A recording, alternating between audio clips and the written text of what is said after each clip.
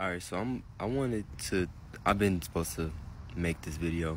I don't know if I'm gonna post this right now. Might have to give it a second to like let the Holy Spirit, confirm and whatever.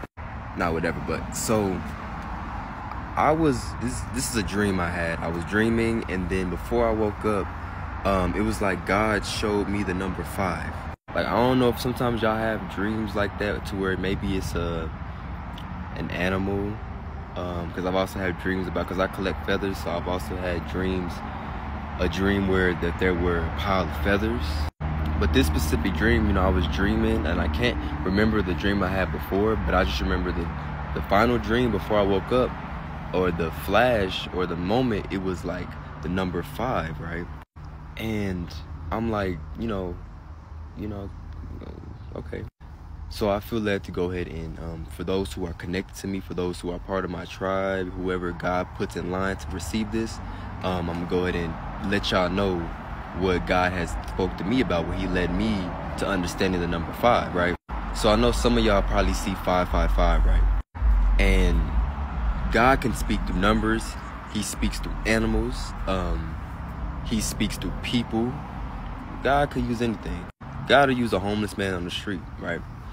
So the number 5 is all about change, right? And for those who are in tune and connected, and this is also for, take it back to God. 5 and seeing 555 and seeing the number 5 can signify change coming your way, right? A change that is inevitable, a change you may need to make, a change that is coming that you have to let flow. Especially if you're giving your life to God, you're praying, you're fasting, you're in supplication with the Most High, you're in your word, God will use numbers. So don't think that the devil has that much authority. The devil ain't create nothing. Come on, y'all. The devil can't even create babies. So if you get pregnant or if you conceive, it's God. God is the one who gives life. But moving forward. So 5 is telling you about a change, right? And not only a change, but this change is prophetic. You are prophetic. The things you are experiencing are prophetic. And it needs to be, you need to understand this, not to tell you to go around calling yourself a prophet or prophetess, for sure don't be calling yourself a goddess and a god.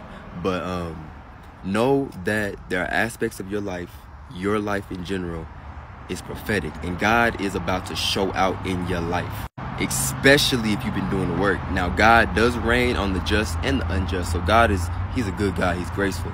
He gonna bless, he gonna bless who he bless. That's why he's not a respecter of persons, right? But this specific is a word to let you know, get ready, a change is coming. If you're not in the middle of it, especially if you're in an isolation period. A move is coming, your environment's about to change. You got to be on new territory in your mind. You about to be on new territory in your heart. If you're like me, and in these seasons you've been doing a lot of hard work, and you will notice, the difference inside. You would notice a difference in your thoughts. You would notice a difference about things like smoking and drinking and eating certain things and moving too much. Like some of us, we run. Like that was one of my words a little bit ago, was stop running. A lot of times we run from the blessing. And like my mentor tells me, don't run from like the eagle. Don't run from the storm, run to it. The eagle runs, it sees the conditions changing, it sees the storm clouds, it sees these things, and it runs straight into the storm, right? Because it knows that in this storm, I could stretch out my wings and I could just float, right? And the storm is going to take me higher. You don't need to fight this change. You don't need to, look at this fly getting on my nerves. You don't need to fight what God is doing in your life. Don't fight it. Persevere, endure, but don't stay there. That was another word, in perseverance. It's great to persevere. God, he will give you endurance. He will guide you to endurance. He answers our prayers effortlessly, right? But some of these things we have to know not to stay in, because then we'll find ourselves in survival mode. And when you're in survival mode, you're no longer depending on God. You're depending on your own source of survival.